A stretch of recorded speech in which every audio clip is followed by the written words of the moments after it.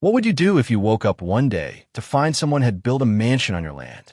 Not just any mansion, a sprawling $4 million monument to arrogance, erected by the HOA president who swore it was his right.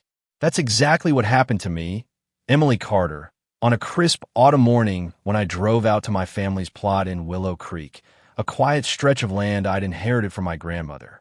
The air was sharp, the kind that stings your lungs and promises change. But nothing prepared me for the sight of bulldozers tearing up my soil, their metal teeth chewing through memories of my childhood. A gleaming mansion stood half-finished, its skeleton of steel and glass mocking the wildflowers that once grew there. I parked my beat-up sedan, heart pounding, and stormed toward the construction crew. A man in a tailored suit, slick as oil, emerged from the chaos. Richard Hensley, the HOA president, with a smirk that said he owned the world. He waved a piece of paper, claiming my land was his, annexed by some obscure HOA clause. My blood boiled. This wasn't just dirt. It was my grandmother's legacy, where she taught me to plant seeds and dream big. I demanded answers, but Richard just laughed, his voice dripping with condescension. Go home, Miss Carter. This is progress. Progress? This was theft. I wasn't leaving without a fight. That night, I pored over every document I had, deeds, letters, maps, searching for a way to stop him. My grandmother's will was clear. The land was mine, free of any HOA control. But Richard's claim hinged on a shadowy amendment, buried in fine print, that suggested the HOA could seize unmaintained properties. Unmaintained? I'd visited every summer, tended the wildflowers, kept her memory alive. My hands shook as I read, fury mixing with fear. I wasn't a lawyer, just a schoolteacher with a mortgage and a stubborn streak. But I knew one thing. Richard had underestimated me. I called my old friend, Clara, a paralegal with a knack for digging up dirt. She agreed to help, warning me that Richard was no small-town bully. He had money, connections, and a reputation for crushing anyone in his way. By midnight, we found a crack in his armor. The HOA amendment was dated after my grandmother's death, meaning it couldn't retroactively apply to my land. It was a start, but not enough. I needed something bigger, something that would hit Richard where it hurt. The next day, I drove back to the site, my heart a drumbeat in my chest. The mansion was growing, its walls climbing higher, as if taunting me. Richard was there again, supervising, his suit pristine despite the dust. I confronted him, holding up the deed. This is my land, Richard. You can't just take it. He barely glanced at it, his eyes cold. You're out of your depth, Emily. The HOA owns this now. Walk away before you embarrass yourself. His words stung, but I saw something in his eyes, nervousness, maybe. It was fleeting, but it was there. I filed a complaint with the county, hoping to stall construction, but the clerk's office was slow and Richard's crew worked fast. By week's end, the mansion's roof was on, a gleaming crown on my stolen land. Clara called with news. The HOA's amendment was pushed through in a secret meeting with no public record of votes. That was illegal, but proving it would take time I didn't have. I started losing sleep, haunted by the thought of losing my grandmother's land forever. Then Clara found something else. A surveyor's report buried in county archives, showing my land's boundaries were misdrawn in the HOA's favor. It wasn't much, but it was a thread to pull. I hired a lawyer, Sarah, who worked pro bono after hearing my story.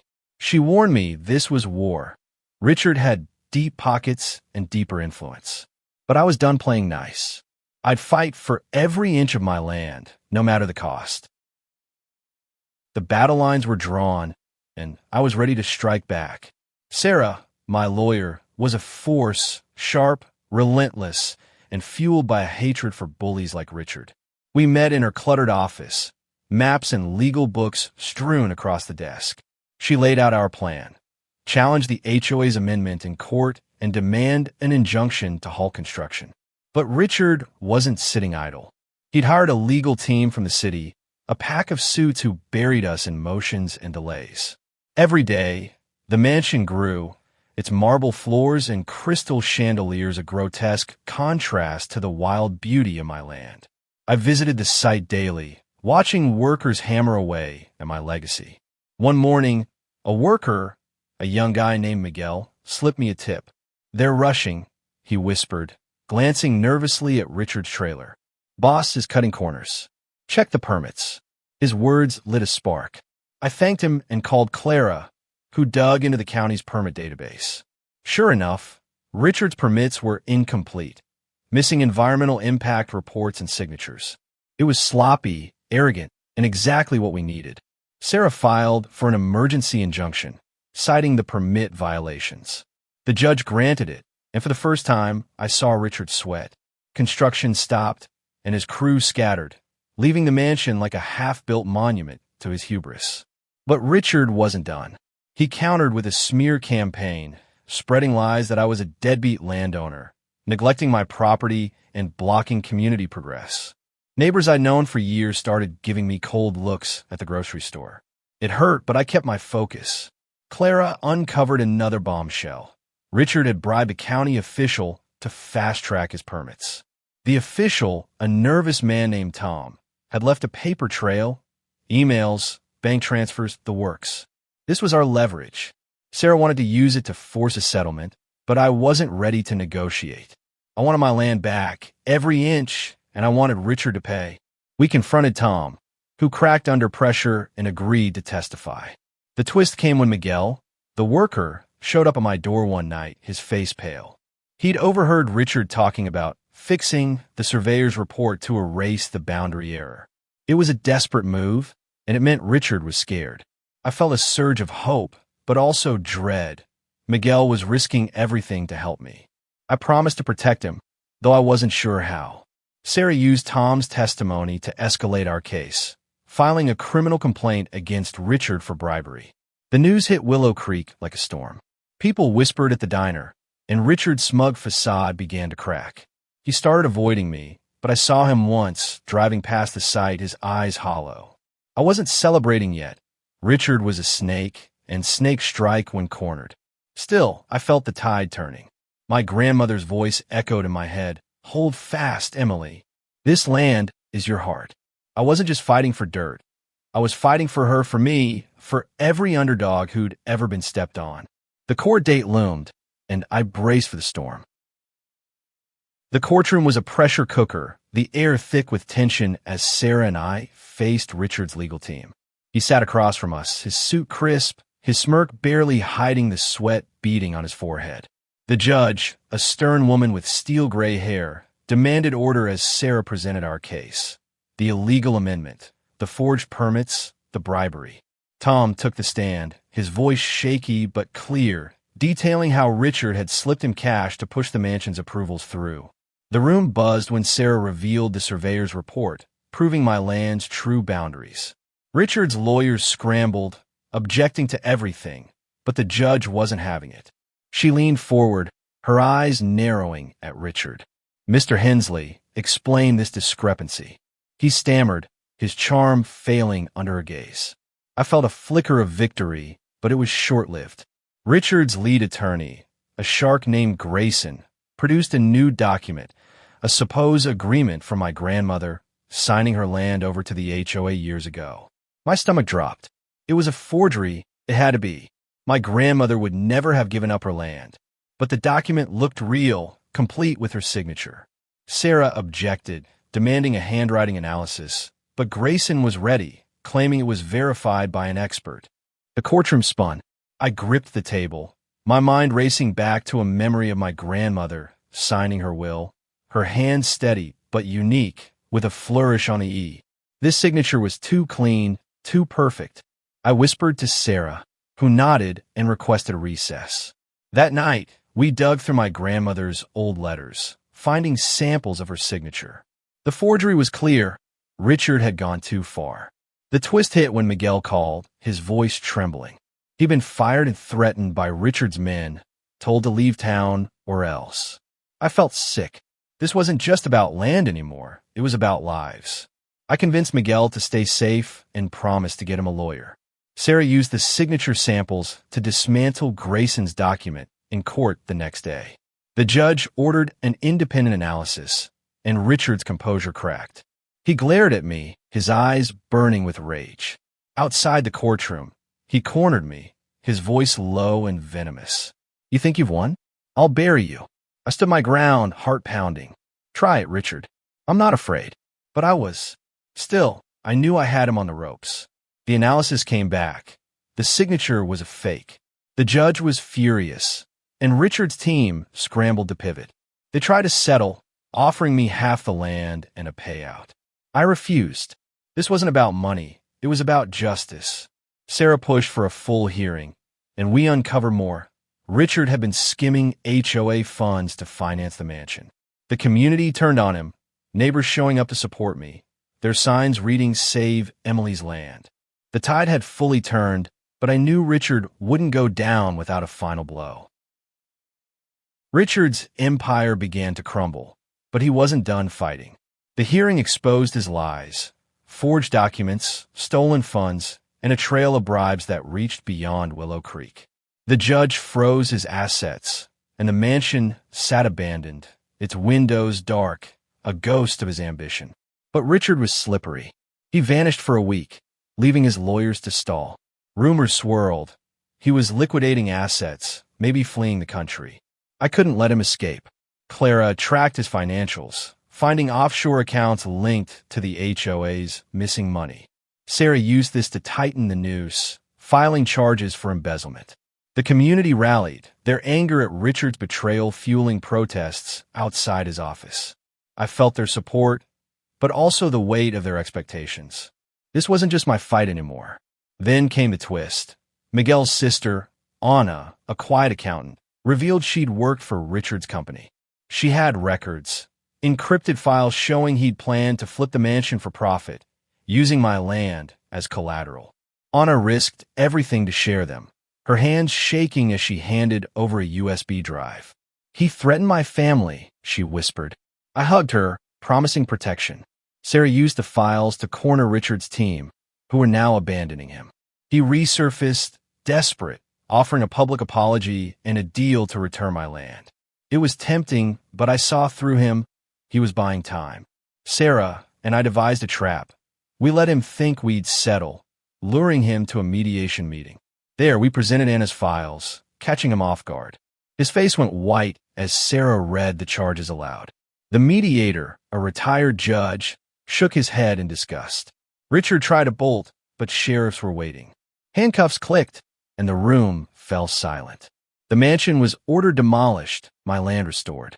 I walked the property that night, the dirt cool under my feet, feeling my grandmother's presence. But victory was bittersweet. Miguel and Anna were still scared, and the community was fractured. I vowed to rebuild, not just the land, but trust. I started a fund with the settlement money, helping families Richard had hurt. The wildflowers would grow again, and so would we. The demolition of the mansion was a spectacle, drawing a crowd from Willow Creek and beyond. The wrecking ball swung, shattering glass and pride with every hit. I stood at the edge of my land, watching the last of Richard's dream collapse into rubble. Dust clouded the air, but beneath it, I saw the soil my grandmother loved, ready to heal. The court had ruled in my favor. My land was mine again, free of the HOA's grip. Richard faced trial, his empire reduced to headlines and handcuffs. But the fight had left scars. Miguel and Anna were safe, but their fear lingered, a reminder of how far greed could reach. The community was healing, too, with neighbors planting wildflowers on my land as a symbol of renewal. I walked among them, their laughter mixing with the wind, and felt a spark of hope. Still, I couldn't shake the weight of what I'd been through. Every night, I dreamed of the mansion, its shadow creeping back. Sarah warned me Richard's allies might retaliate, but I was ready. I'd learned to fight, not just for myself, but for everyone he'd wronged. Clara and I started a community group, teaching people how to protect their rights against HOAs. We held meetings in my grandmother's old barn, its walls echoing with her strength. One evening, a kid from the crowd, no older than 10, asked, "Miss Emily, how do you beat him?" I smiled, kneeling to meet his eyes. By never giving up, even when it hurt. His nod told me he'd carry that lesson forward. The land was blooming again, wildflowers swaying under a wide sky. I planted a new seed, one my grandmother would have loved, and whispered, "This is for you." The fight had changed me, but also showed me what mattered: family, community, and the courage to stand tall. Rebuilding wasn't just about the land. It was about trust, hope, and the people who'd stood by me. Every weekend, neighbors came to help clear debris, their hands dirty, but their spirits high. We planted trees, laid paths, and turned my grandmother's land into a community garden. Miguel joined us, his smile brighter now, though he still looked over his shoulder.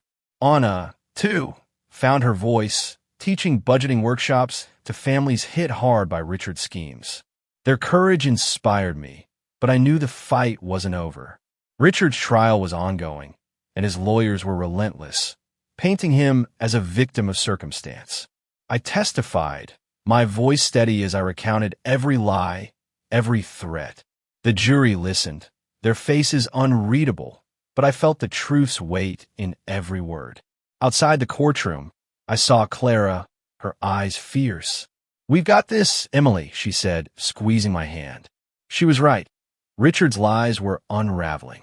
A local reporter, inspired by our story, dug deeper, exposing more of his corruption. The headlines turned Willow Creek into a symbol of resistance, and letters poured in from others fighting similar battles. I answered everyone, sharing what I'd learned. Check your deeds, know your rights, fight back. One letter, from a woman named Lila, hit hard. She'd lost her farm to an HOA scam years ago and never recovered. I invited her to visit, and when she walked my land, tears in her eyes, she said, "This feels like home." That moment crystallized why I'd fought, not just for me, but for everyone who'd been silenced. The garden grew, a riot of color against the scars of construction.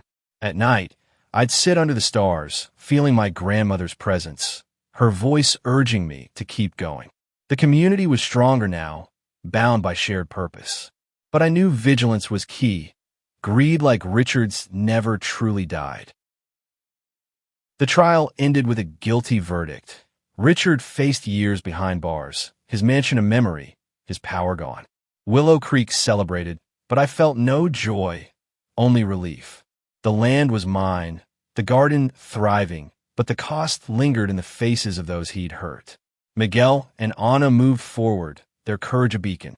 Clara became the new HOA president, rewriting its rules to protect, not exploit.